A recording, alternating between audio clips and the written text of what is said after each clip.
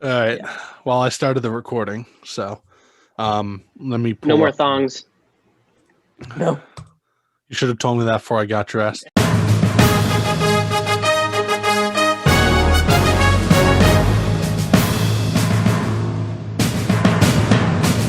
And welcome to the Moorpark Reporter Sportcast. I am your host, Dominic D'Amico, officially appointed by our staff writer, Kennedy Collier, who joins us now. And also we have staff writer Maxwell Clark, Max for short, and what he prefers, Mitchell Ross, and of course, Denny Spanovich. So today, we're recording Sunday, December 6th, we had some football earlier. We also had some football earlier in the week. The big game was Ravens versus Steelers. That was supposed to be a Thanksgiving game, if I'm remembering right. And then it got delayed till 1:30 on a Wednesday. So tell me a bit about that, kind of what happened and what it means for the league at large. Yeah, Don. So Ravens Steelers postponed to Wednesday. The big thing for me is the game was very, very sloppy. Neither team looked good. Roethlisberger got picked off in the end zone. And I think RG3 even left with an injury. They brought in their third string quarterback who actually threw a touchdown. It was a closer game than I thought it would be. But my main takeaway was the Ravens were down multiple starters. The game was postponed 2 or 3 different times. And I think the NFL could have done a better job in handling it by postponing it to a week at the end of the regular season, giving both teams an opportunity to rest and recuperate and get their roster back together and continue on with the regular season by adding a game on to the end. And I think they should have given the Broncos the same treatment. I think Denver was unfairly treated by the league office. Yeah. So, I watched some of it, just because it was a 1:30 game and it was a really awkward time in the day. But Ben Roethlisberger ended up throwing it 51 times. RG3 sadly got injured again. He only threw for 33 yards, but had 7 completions. But he got an interception, and then the internet sensation Trace McSorley came onto the field and went 2 for 6, 77 yards. But I think one of them is a touchdown for 70 yards. So, and then I think in the first quarter alone, there was 3 turnovers or something. It was very sloppy play, kind of boring play, but it was a weird game to watch for sure. Well, not only was it just a bad and sloppy game, but let's look at before the game, where it had been postponed several times. It was supposed to be on Sunday. Did it go to Monday or did it go straight to Tuesday and then to Wednesday? But it doesn't really matter because on Tuesday, the Baltimore Ravens players actually got together and decided, they voted as a team that they did not want to play Wednesday's game. And as a team, they were like, you know what, we're not going to play. But they were told that it would break the CBA that they have, and it would forfeit all the money that they would make during that game. So it kind of just goes to show that this whole season isn't about the integrity of the game. The integrity of the game has been gone weeks ago. This is about them trying to get money. This is about the greed of the NFL. This is all just a cash grab. It is not about the safety of the players. It has never been. Well, you could argue even before COVID that the safety of the players was never put into account because football is a dangerous game. So it's just, it really upsets me, and also doesn't surprise me that we're seeing all these COVID outbreaks because just the greed of the NFL machine is just unstoppable. Yeah, I agree with everything you guys are saying. And my biggest takeaway was the Bud Dupree injury, actually, to the Steelers. Their edge rusher next to T.J. Watt. They have the best rush defense in the league. And I feel like their rush defense, their whole defense as a whole is the only reason why they're 11-0. So it's going to be interesting to see what they can do against the Redskins this week against Antonio Gibson, who just came off a 150-yard, 3 touchdowns against Dallas. They're going to replacing Dupree is Alex Highsmith, a 3rd-round rookie. We'll see if they can keep up their dominant defense. And if their defense takes a hit, are you guys scared of the Steelers? I'm not too scared of them if they don't have such a dominant defense anymore. I mean, that's a very Mitchell take, Danny. What was it Mitchell said? Something like a good defense wins championships, something like that. Yeah, does win championships, and it's unfortunate that he went down. Honestly, I think the biggest thing to fear for any team is COVID, because you could have one bad week during the season, and what if the one bad week screws up Pittsburgh's season? What if the one bad week messes things up for Kansas City? What if this one bad week of COVID cases comes during the playoffs? Does the NFL make it through? Do they postpone playoff games? Because then you run into scheduling conflicts. The Super Bowl is in Tampa Bay, so there will probably be some fans going. I'd have to think that the NFL would push on no matter who is sick. And again, that's not about putting a quality product on the field.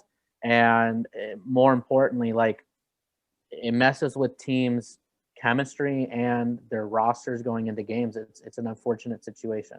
I mean, the NFL is actually kind of prepared, and I use that very loosely, for the inevitable of a suspension or of a suspension of play, because if you look at the Tampa Bay hotels, all the ones that the NFL would be using, they've booked the entire month of February. So they have 4 Sundays to mess it up and get it right. So they're really just kind of betting at this point that something is going to go wrong.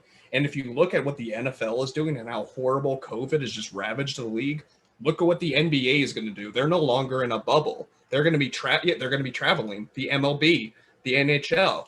This is going to affect every single sport. They're either going to have to do a bubble or not play. Yeah, it'll be interesting, especially with the bubble. It's one thing for the NBA because the max amount of players on the team is 15 for the roster, or for the active roster at least. But for the NFL, that's a completely different story. You'll need like a whole damn near whole hotel for one team. So it'll definitely be interesting. But going back to what Danny said, I agree with if the Steelers get more injuries to their defense, they don't look super scary. Ben Roethlisberger's proving me wrong. I thought this year he was just going to be terrible, but he's been playing really well. And but I don't think they're. I think they're one of the worst 11-0 teams that could be out there. I don't think they're as good as their record says they are. Their offense, at least, for sure. Yeah. Max, I want to comment on what you said about the bubble. Given now that we've seen Tuesday football and Wednesday football in addition to Thursday, Monday, and Sunday, why did the NFL not just decide to go into a bubble to begin with and play every single day of the week? I don't think anybody in America would complain about NFL football on a Wednesday night or on a Friday night at primetime television. It just shows that it could have been done. And if the NFL was smart about it, maybe there would have been less COVID outbreaks. Maybe people would stay in their hotels and show a commitment to the team. I understand a 53-man roster is a much bigger roster than an NBA team, but, it's an idea that I still think should have been pursued further, don't you? I'll tell you who has a problem with it, or would have a problem with it. The NFL Players Union. No way in hell are they going to leave their families, because a lot of these people are family men, or their girlfriends, their wives, their social lives, to stay in a hotel for 17 weeks. No, that's who really would have a problem with it. Is the union would stop that immediately, unless you're giving them the house. No, yeah. The one thing I have to say about that, Kennedy, is just because it is your job. So I understand that completely, and I understand why people got upset about it. But at the end of the day, if these guys want to play in the NFL, sometimes you have to do stuff that you don't want to do. But I agree, there's going to be an uproar no matter what. But going back to what Mitchell said, yeah, I think it'll be interesting. Right now, I don't know if there truly is. Well, obviously the bubble has shown to be as of right now, the correct way. But is there really a correct way of handling all this? I don't think we've ever seen something like this ever. So, especially for the sports world. So it's going to be interesting to see how everything's handled. But it's definitely going to be hard for the NFL to do a bubble, or it'll be interesting to see what they even want to do for playoffs.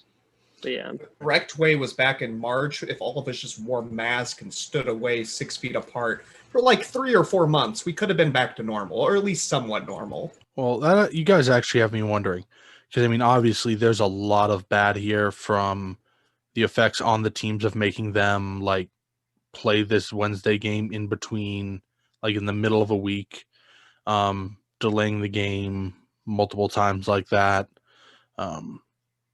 not like forcing the players to play. Are there any positives that come out of this? I mean, I remember going to Thanksgiving. You guys were excited for that game. You guys are like, all right, there's the Cowboys, there's the Lions, but hey, Steelers, Ravens should be good. And now here we are, and it seems like it was just kind of a big wash. Is there anything good? The positive is that we actually have football. So Right. I feel like we should be thankful that we actually have sports to watch. We actually have a full football season. They'll probably get all 256 games in. So I feel like that's the most we can ask for. We also have to keep in mind, Don, that the NFL is a billion-dollar company with billion-dollar TV contracts. They got to get it out. This is the only good that's coming out of this is the money that's being made from the NFL. That's literally it. We're getting subpar football. We're getting subpar matchups. We're getting teams that are being pushed out to Wednesday and what they play the next Monday or Sunday. That's not enough time to rest. People are already complaining about the crap that Thursday night football is. No, this is the worst football season I've ever seen. Yeah, I agree. The biggest positive to come out of this is that we're 1 week closer to it being over. Don't get me wrong. I love me some NFL. I like being able to watch a full slate of games on Sunday, but the gross mismanagement by the league is enough to turn me off from watching, because they're not putting the safety of the players first, and they're not putting, a quality product first for the fans. I think the league is doing both the players and the fans a disservice, and I will be happy when the Super Bowl is over with. Wow. And we're not even YouTube partner yet, so we don't even get to make money off of this season. The injustices keep piling up. Yeah. All right. Kennedy, rescue us from this morass of unadvertised podcasting by telling me about the Rams versus Cardinals game. Wait, so you want me to take you out of a crap situation and put you into an even crappier situation of Rams Cardinals? That's right, Danny. Your Rams are bums. They're fake. They're going to lose in the first round of the playoffs. This was a weird and interesting game. I really didn't see it going this way. Goff, not surprisingly, didn't do anything in the air, but surprisingly, he had a rushing touchdown. If anything, the rushing of the Rams is, looking good. To be fair, the Cardinals don't really have the best defense when it comes to rushing, but man, it's like I'm seeing Dodger fans 2 years ago when they thought they had this perfect team, this team that was going to win. Oh, we got Kershaw. We got, this is the exact same thing I'm seeing with LA Rams fans. And it's just going to be funny when it just burns like the Led Zeppelin. Come on, Kennedy. No turnovers, 351 yards. Jared Goff, he responded to not only the haters, his own coach.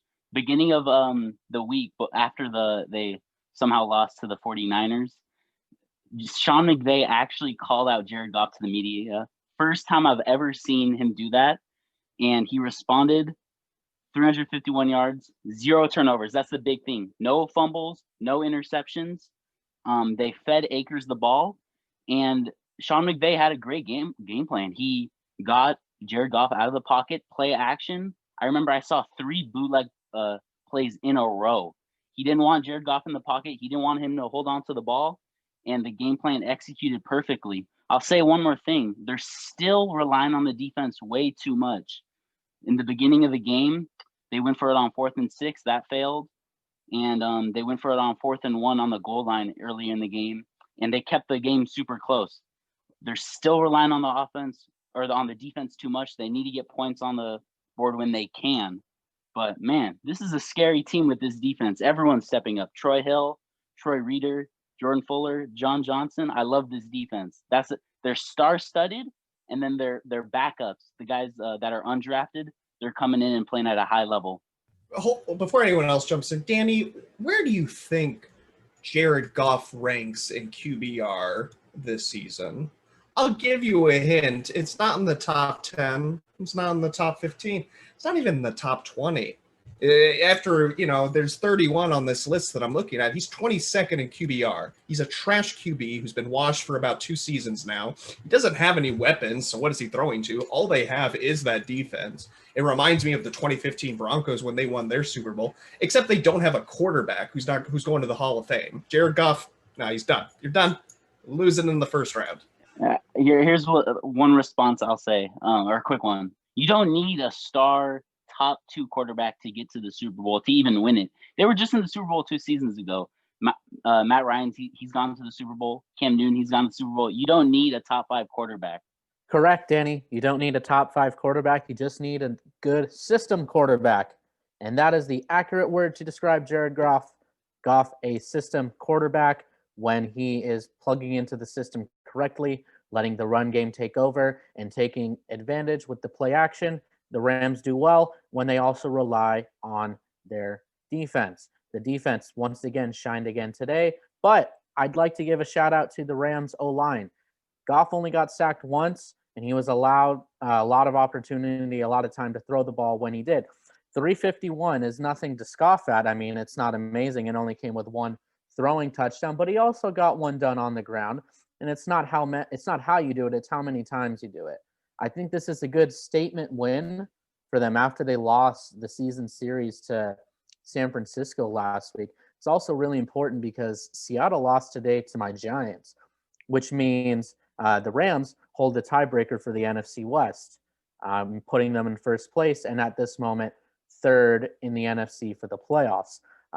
It's just a real important win, and I think for Goff, who, he publicly got criticized last week, but he said, yeah, I've got to do better. Like, it's got to be on me. Like, I have to do better. And I think he did. I'm not expecting him to put up Tom Brady numbers or Russell Wilson numbers. I'm just expecting him to limit the turnovers, get the ball to the receivers in a timely fashion, and let the run game take over and let the defense win the game. Goff is not washed, but he's not great. He doesn't deserve the contract, but he got it anyways. System QB, you don't need a star to go to the Super Bowl. Yeah, and going off that, it was a good game by Jared Goff. One of his better of the season, but I think, well, Danny, do you want me to give him a cookie because he didn't turn it over today? He 1 touchdown, 0 interceptions. That's all we need. Yeah, I mean, I would say the Rams' best offense, their Rams' best offense is their defense. Their defense has shown up time and time again. They made Kyler Murray look kind of weird. I watched the end of the second quarter just the second quarter, and it was a little. Kyler Murray just didn't look like the Kyler Murray that we're used to seeing. He went 21 for 39, so not a great completion percentage, but he did get 3 touchdowns and an interception.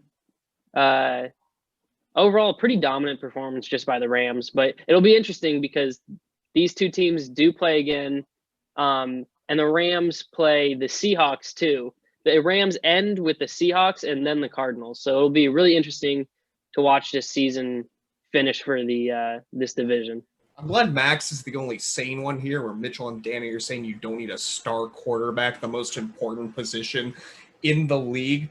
The last non-star quarterback to win a Super Bowl was Brad Johnson in 2002. So go ahead and take your luck with the Brad Johnsons of the QB world. I'm hoping for the Eli Mannings, the Peyton Mannings, the Tom Brady's, and Jared Goff. Nick Foles just won one. Nick Foles got lucky with a Philly. Don't get me started on Nick Foles.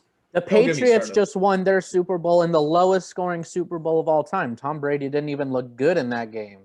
How many rings does Tom Brady have? He's got 6. Doesn't matter. He has more rings than fingers on a hand. What about the Super Bowl Brady won against the Seahawks? It was the interception at the goal line that saved the game. All that matters is the W, Mitchell. You still need a quarterback to get you there. Do you think did Brady just sit on the bench the whole time? No, but neither does Goff. All right. Well, to be fair, I will make this point. I warmed the bench for several years in high school, and I'll have you know I was damn good at it, and we did not win many games. So take that how you will. All right. We're going to take a quick break, and then we will be back for a little more NFL and then some NBA chat.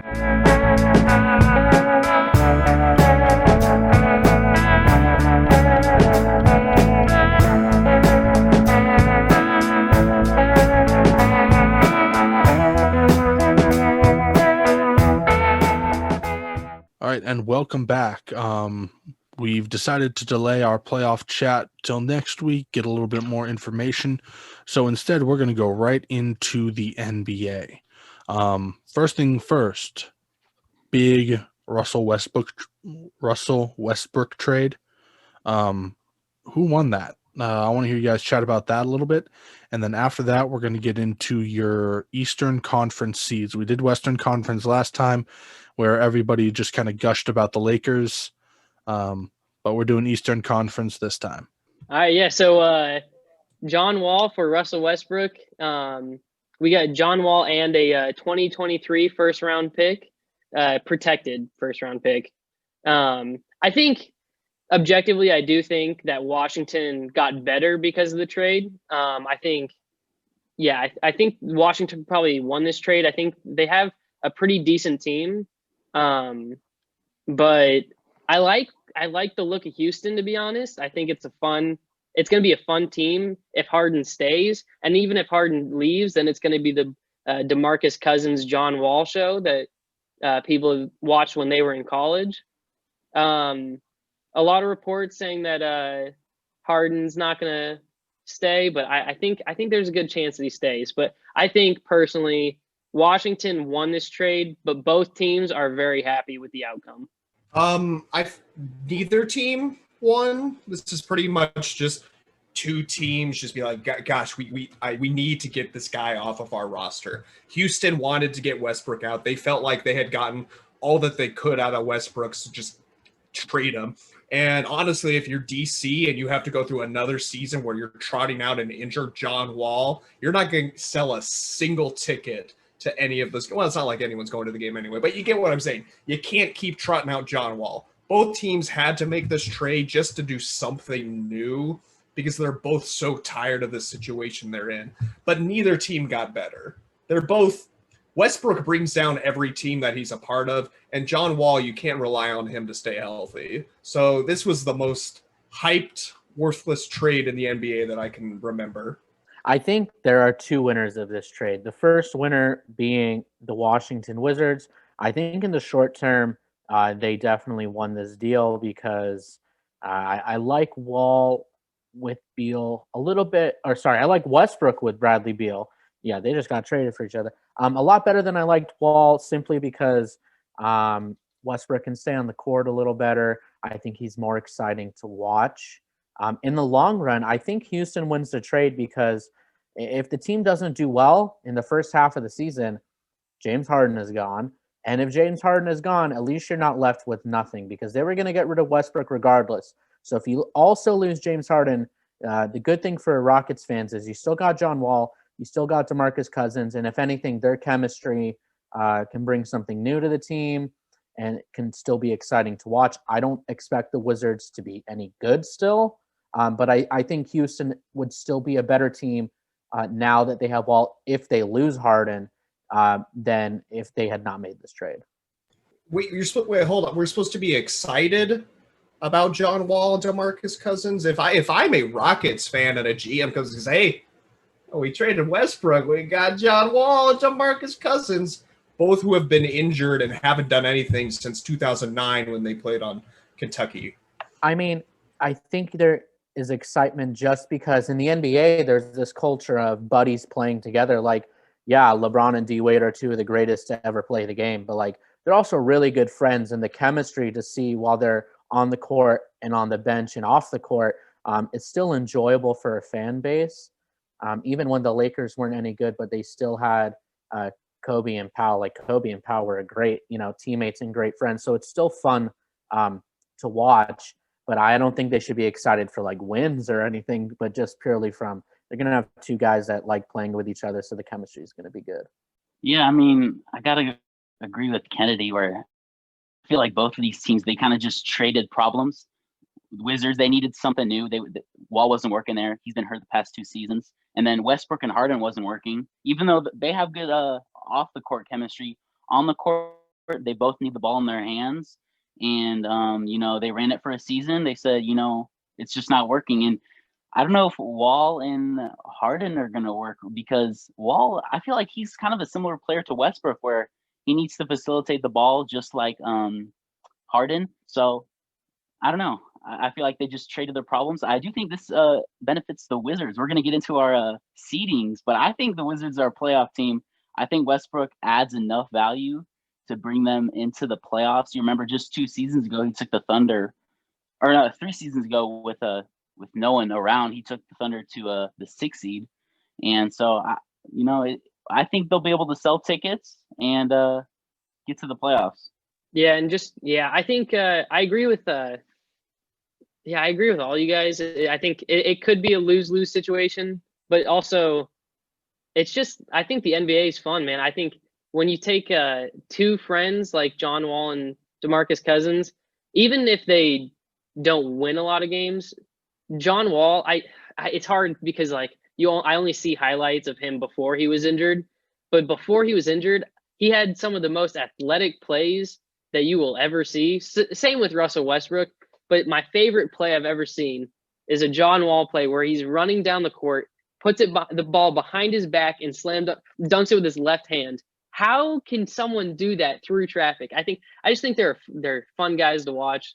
Same with Westbrook, but I think I agree that they are just trading problems.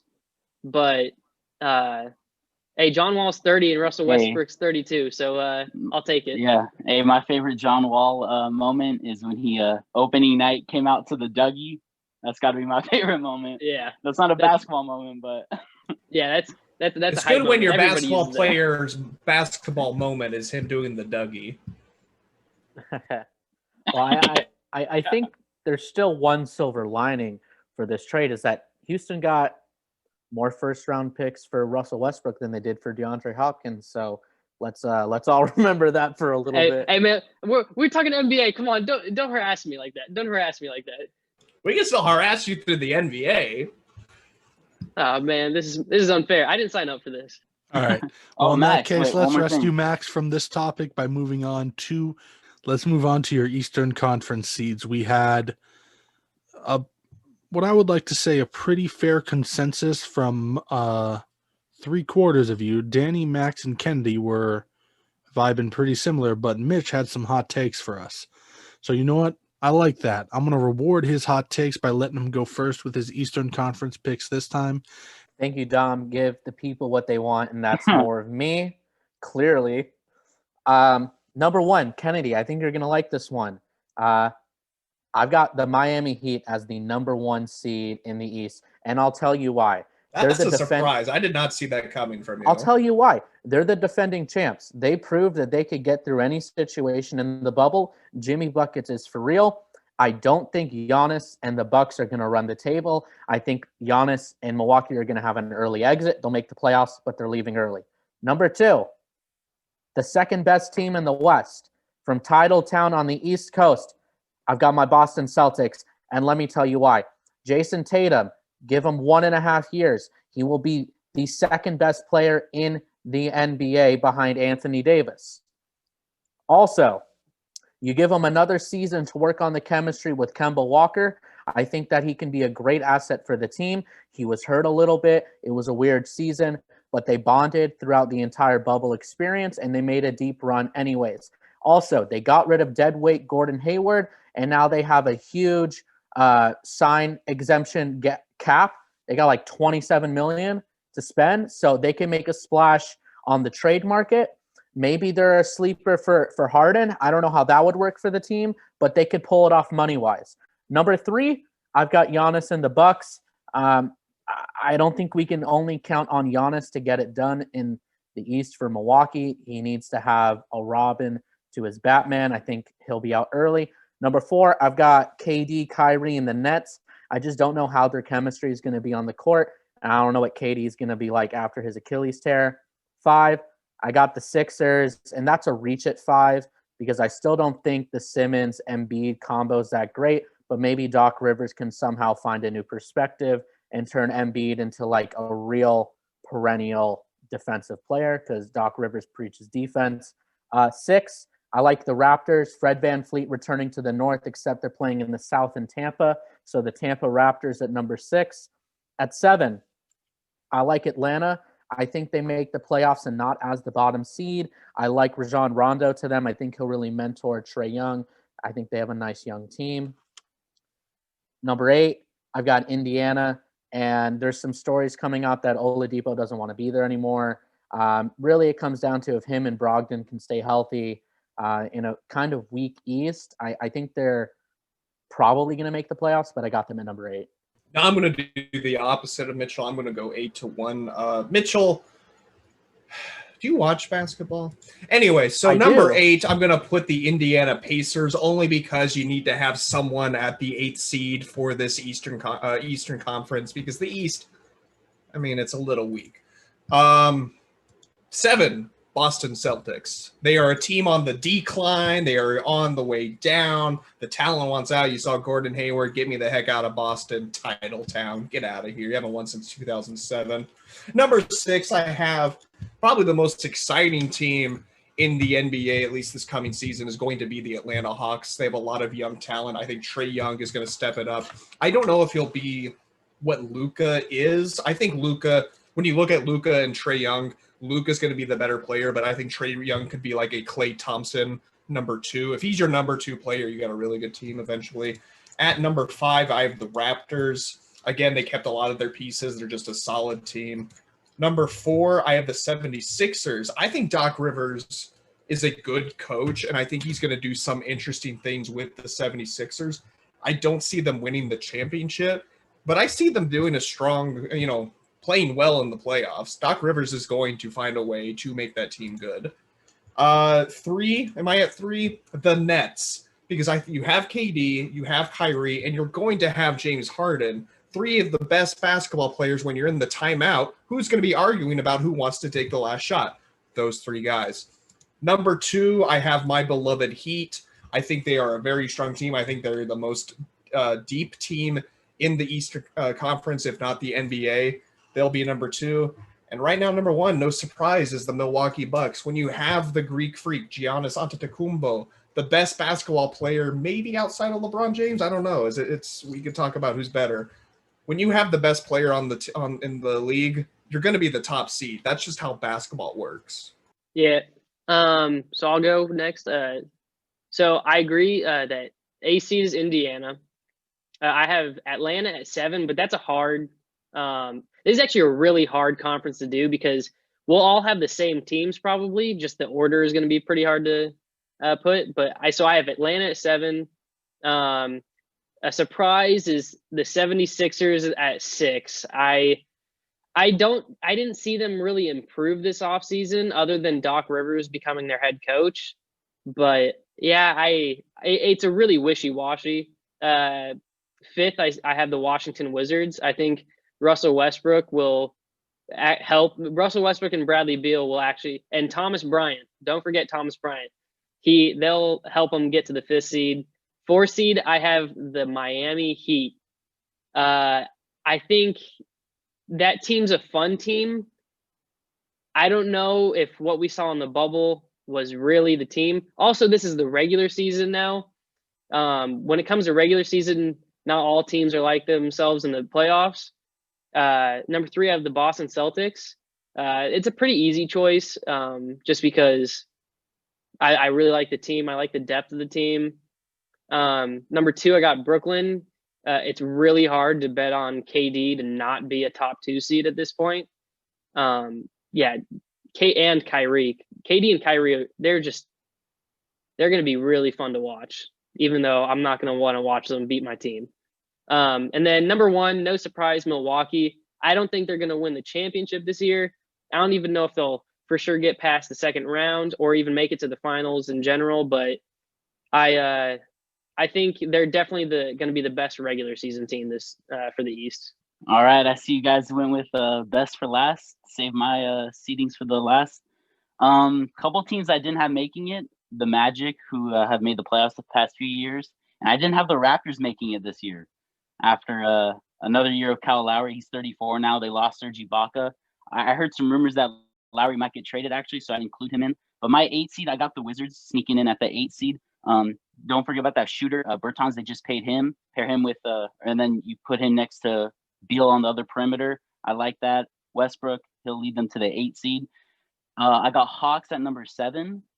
Trae Young, he can't play defense, but they got Rondo and Chris Dunn, one of the two better perimeter defenders in the NBA, and Bogdanovich. I love that signing too. I think they're definitely a 7 seed. 6 seed, I got the Pacers. Somehow they're always in the playoffs. They'll probably get eliminated in the first round, but they'll make it. As long as Depot's on the team, Brogdon, Sabonis, Miles Turner, I like them. 5, I got the Heat. I feel like 5 through 1 is going to be really close, but I have Miami at the 5 seed. I don't think they got better this off season. I'm not sure if they add anyone. Maybe I'm missing someone. 4, I got Brooklyn. I definitely think this is going to be a scary team in the playoffs, but like Kennedy said, I'm not sure who's gonna get the last shot. Kyrie, KD. Number 3, I got the Celtics. 17 points a game from Hayward, that's gonna be a loss, but they finally got a center, Tristan Thompson. They don't got to keep playing Daniel Theis 25 minutes a game, so they got Tristan Thompson. I like that. And number 2, I got the Philadelphia 76ers. From what I hear, you guys don't really like them, but Doc Rivers, and one more thing you guys forgetting, they got Seth Curry, one of the top 5 3-point shooters in the NBA. Remember, just 2 seasons ago when they had JJ Redick, another 3-point shooter, they were able to get to the Eastern Conference Finals where they barely lost on a lucky Kawhi bounce, and they probably would have won it all. Who knows? And then number 1, I got Milwaukee Bucks. I love the Drew Holiday signing. I'm a huge fan of his defense and his game, and I feel like the Bucks are always just a great regular season team. And yeah, I got them rounding out my rankings. I don't understand now, Mitchell, that you please cover your ears. What the hell is wrong with you? The Heat are so low in the playoffs? What I mean, in the standings? What have you not heard of Heat culture? Have you not heard about Kennedy Boston? made us swear. It's Not okay. disrespect to the Miami Heat, who got to the championship, by the way, who beat the Bucks 4-1, who beat the Celtics. Who cares? This I will not stand for this. Real quick, Don, do we have a time? How are we on time? The time warning hasn't come up yet. Great. But I'd I will like say to this. Unload something on you guys. Okay. First things Who first, cares Kennedy. about- Danny is young. Okay, he's impressionable. Don't go swearing in front of him. I'm so sorry, Danny. All right. I'm just a baby. Give us that load, Mitchell. Here's the thing. Dom, cover your ears. To hell with East and West. Give me 1 through 16. I don't want to see crappy Indiana at the 8th seed. We know they're going to get swept in the first round. I don't want to see a sub 500 team make it into the playoffs. It is an embarrassment to the sport. Also, Kennedy, everybody except for you had Boston ranked at lowest 3. The fact that you are so low on the Celtics makes me question, do you even watch basketball outside of Heat games? Boom. Roasted. Need to take off. Where did you have them? goggles. Where did you have them, Kennedy? I have them 7th. Yeah. I think that's pretty He fair. had Boston at 7, which I think that's fair. I think that's generous. that's more egregious than me putting the T-Wolves at 8 in the West. I don't think it is. I don't think think you it understand. No. No, maybe not. Maybe not. Thank you, Max. No, but I do have to say, Kennedy, you're upset that we put the Heat low this year, but they made the finals. Fair enough. But do you know what rank they got this in the bubble where they ended? They ended 2nd. Well, they 5th seed. ended the 5th seed. So it's a regular season thing. It's not always about the playoffs. I don't know. That's I don't think you're giving it enough. If it's not, only a regular season thing, then let me ask you, do you think it is worth exploring as the NBA evolves a 1 through 16 seeded playoff format? Oh, 100%. If you're playing you're playing every team every season. What is the reason that we can't have it? Why can we not have, like a couple of years ago, the Rockets and the Warriors in the finals when they were clearly the 2 best teams? Why can we not have that? No, I'm completely with you, Mitch. I think it should be 1 through 16. They've been talking about it, but they just won't do it. It's because they know that the Eastern Conference will be shut out, and it'll be like, I think 5 teams from the East or 6 teams from the East instead of 8. So yeah. Are you telling me the Detroit Pistons can't compete? Probably Yes. not, Dom. Probably not. Is this the 80s? Well, another disappointment for Detroit, the city that just keeps on disappointing. Well, I mean, there's a lot to look forward for them in baseball. They've got a lot of young prospects, including Casey Mize. I think Detroit in baseball will play competitively in the next 5 years. So you don't have to wait too much longer. We're trying to get people to watch our podcast, not put them to sleep with baseball talk. Oof. That was Like, we can't even get through this 1 year. Hey, I feel It's like taking forever. Kennedy Mitchell should have a side bet: Boston versus the Heat. I think Absolutely. Kennedy, I will bet you that the Heat place higher in the playoffs. What's What do you wanna- playoff time? what do you want to bet? Well, I bet money, but what do you want to bet? Well, we can bet money. I already bet Danny $20 the T-Wolves to make the playoffs. So Okay, you I'm know what? unemployed. Keep that in mind, How about guys. that? How about this? Loser has You to don't got buy the that Mitch winner a McConnell burger. money? Yeah, Loser I'll has to buy. you. Yeah, loser has to buy winner a burger. Kennedy, I'll buy you an In-N-Out burger, Kennedy. You'll No, love it. I'd rather have a real burger. And just like that, we are done for today. I think, unless anybody else has something they need to get off their chests. I think I Kennedy will and say should this have about our own show. I will say this about Kennedy's Boston take. I do think Mitchell's sleeping on the Gordon Hayward loss.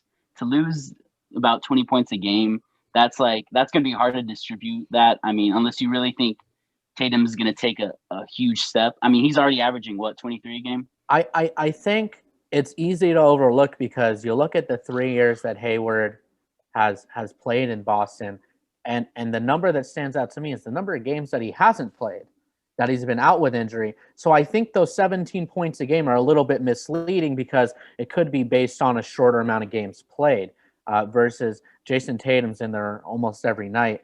And I think without Hayward, it's going to be an opportunity for him to really have to take a step forward to propel this team to where they need to be. That we know in Boston that they're not happy settling for anything less than the Larry O'Brien. So I know that with the guidance of Brad Stevens, and I love me some Jaylen Brown too. Like I think the Celtics are in a great position to really improve. And with the East being so wishy-washy, could really go any which direction. And the randomness of the NBA, I think it would be inadvisable to rank them any lower than 3. I think that they're a top 3 talent in the East. So why is it not conceivable that they'll finish in the top 3? Because there's the Bucks, the Heat, and the Nets. I like the I like you got to make sure you bring up Jaylen Brown. Just lose it. Once you lose a guy like Gordon Hayward, you get to put Jaylen Brown and give him a role.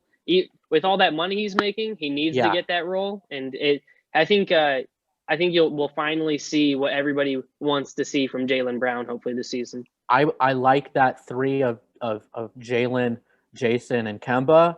Don't forget Tristan Thompson now. And I mostly like him, to stand under the basket, as I would tell you, Dom. But it is a better presence, so we don't have to play Theis like half the game. And Grant Williams, he's an okay, decent forward defensively too. So I just good hustle player. 1 through 5 in the East is very, very competitive. Yeah, and last thing, just if for some reason there's a Raptors fan, don't hate us that we didn't put them in. They lost Serge Ibaka, Marc Gasol, and possibly now losing Kyle Lowry. Raptors at 5. What are you talking about? Oh, you had the Raptors. It was at 5? only us, man. Yeah. It was only us. It was only us. Yeah, you disrespected the Heat and the Raptors. The Tampa Bay Raptors. Tampa Bay. It's coming back. I put the Raptors at 6. No, Jazz fans hate us. Jazz fans. Jazz fans. I know. I know. Dude, Donovan Mitchell. I'm sorry. They're crazy. I'm sorry. I don't think Donovan. you guys are even welcome in Sacramento anymore. The Kings. Why would I ever fans want to are. go there? The Kings fans are going to be furious. You could mine for gold, Kennedy. It's 1840. I mean, everything Might gold as well can be be. new again. We can't go anywhere. Exactly. With the power getting shut off by Edison, it really does feel like 1849.